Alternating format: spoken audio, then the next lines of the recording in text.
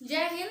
हम पढ़ रहे हैं प्राचीन भारत का इतिहास। प्राचीन भारत के इतिहास में हम पढ़ लिए हैं प्रागैतिहासिक काल। प्रागैतिहासिक काल में मध्य पाषाण काल, नव पाषाण काल, ताम्रकाल, ये वगैरह सब डिटेल से समझ लिए थे। आप उसको ध्यान से देखे होंगे, अगर नहीं देखे होंगे तो उस वीडियो को देख लीजिएगा। तो ये जो आदि ऐतिहासिक काल है, इसको समझने में आपको ज़्यादा ही आसानी होगी। तो जो आदि ऐतिहासिक काल है, इसको हम कह सकते हैं, पहले तो आप ये नोटिस कर लीजिए, यहाँ पे ये ध्यान दीजिए यहाँ पर कि जो हिस्ट्री होता है ये इसको डिटेल्स में ही पढ़ा जाता है। हिस्ट्री को डिटेल्स में ही पढ़ा जाता है। बहुत ऐसे बच्चे हैं जो देखते हैं कि बहुत सारा लिखा हुआ है, बहुत सारा सीखना पड़ेगा, बहुत सारा देखना पड़ेगा, उसका जो दिमाग होता है एक जगह केंद्रित नहीं हो पाता है, तो इसीलिए उनका दिमाग भटक जाता है। तो मैं आपको ये बताना चाहती हूँ कि जो हिस्ट्री है इसको डिटेल्स में ही आप पढ़ते हैं, तो इसको डिटेल्स में समझना भी पड़ेगा, ठीक है। ये कोई साइंस नहीं है कि जो एक वर्ड को आप पढ़े और आपको पूरा कंसेप्ट समझ में आ गया। ये हिस्ट्री है, इसके लिए आपको हर एक वर्ड पे ध्यान देना पड़ेगा। जैसे डेट हो गया, अवधि हो गया, कौन सा सन था, ये सब आपको डिटेल से देखना पड़ेगा, समझना पड़ेगा, ठीक है। तो हिस्ट्री को, इसी को हिस्ट्री कहा जाता है। तो हिस्ट्री का मतलब ही होता है डिटेल से समझना, उसके बारे में अंदर तक जाकर उसके बारे में निचोड़ से समझ लेना। हिस्ट्री का मतलब ही यही होता है। तो आप यहाँ पे फोकस कीजिए, ठीक है। पढ़ लिए थे प्रागैतिहासिक काल, और प्रागैतिहासिक काल में उसमें जितने भी काल आते हैं, ताम्रकाल वगैरह जो भी है, मध्य पाषाण, नव पाषाण, ये सब डिटेल से समझ लिए थे। अब देख रहे हैं यहाँ पे आदि ऐतिहासिक काल। आदि ऐतिहासिक काल किसको कहते हैं? तो आदि ऐतिहासिक काल को पहले तो प्रोटो हिस्टोरिक पीरियड कहा जाता है, और आदि ऐतिहासिक काल प्रागैतिहासिक काल के बाद की जो अवधि है उसको आदि ऐतिहासिक काल कहा जाता है। तो हम कह सकते हैं कि जो आदि ऐतिहासिक काल था वो प्रागैतिहासिक काल, और जो आने वाला ऐतिहासिक काल था, जो आदि ऐतिहासिक काल है, इसके बाद से जिस काल का आरंभ होने वाला था वो था ऐतिहासिक काल। तो कह सकते हैं कि प्रागैतिहासिक काल और ऐतिहासिक काल के जो बीच का अवधि, जो बीच का समय था, उसी को आदि ऐतिहासिक काल कहा गया है, ठीक है। तो यहाँ पे हम ध्यान से देखिए, लिखे भी हैं कि प्रागैतिहासिक काल आदि ऐतिहासिक काल के मध्य का समय है, मतलब बीच का समय है, समझ गए। अभी यहाँ पे ध्यान दीजिए, यह वह समय है जब भोजन प्राप्त करने के लिए मनुष्य ने खेती का करना प्रारंभ कर दिया था। आपको हम प्रागैतिहासिक काल में बहुत अच्छे से पढ़ा दिए हैं, खेती करना कब प्रारंभ हुआ था, ताम्रकाल में तांबा का खोज हुआ था, ये सब डिटेल से समझा दिए थे आपको।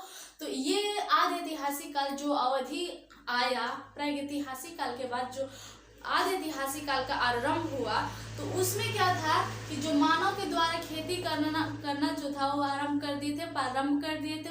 उस काल में आदि ऐतिहासिक काल में मानव खेती करना शुरुआत कर दिए थे, ठीक है। यहाँ पे समझ गए। अब यहाँ पे ध्यान दीजिएगा, यह मनुष्य के लिए संस्कृति और विकास का समय था। शुरू तो हो गया था प्रागैतिहासिक काल से ही, क्योंकि उसी काल में क्या हुआ था, उसी काल में जो जानवर के पाला गया था, सबसे पहले पाला गया जानवर कौन सा था? सबसे पहले पाला गया जानवर कुत्ता है ना।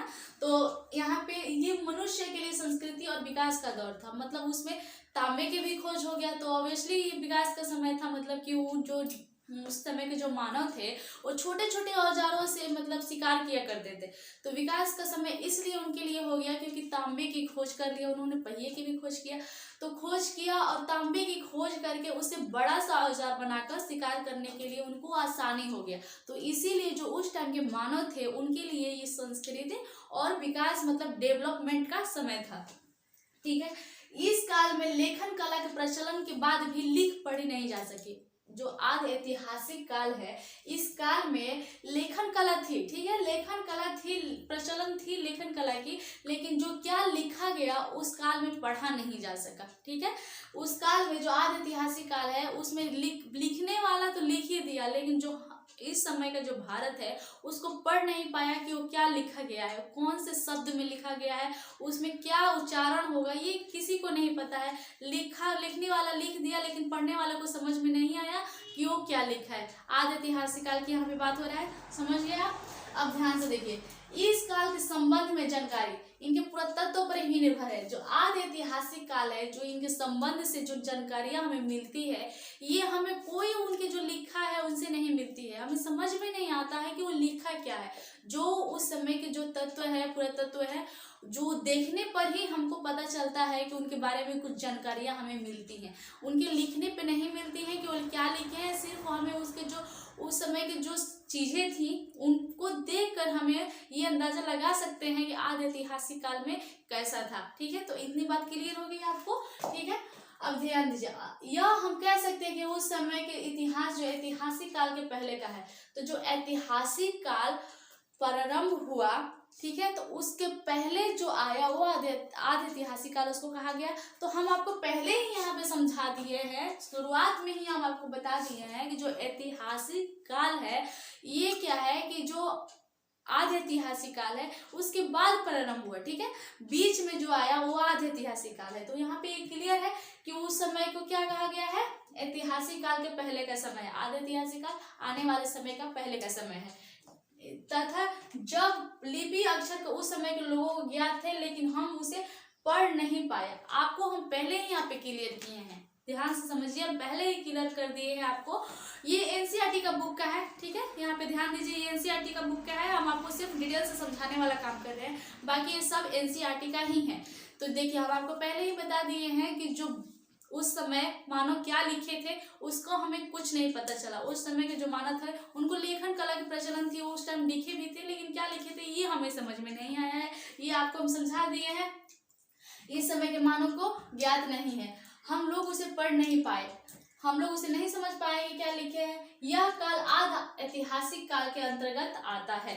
जो लिखा गया उसको हम पढ़ नहीं पाए, वो काल जो है आदि ऐतिहासिक काल के अंतर्गत आता है, क्योंकि हम उसको पुरातत्व पर ही उसके देख के उसके संदर्भ में जानकारियां ले सकते हैं। समझ गए आप? यहाँ पे जो आदि ऐतिहासिक काल है, आदि ऐतिहासिक काल के बाद जो ऐतिहासिक काल का प्रारंभ हुआ, तो ऐतिहासिक काल का प्रारंभ हुआ तो ऐतिहासिक काल के पहले का जो समय है उसी को आदि ऐतिहासिक काल कहा जाता है, आदि ऐतिहासिक काल के अंतर्गत आता है।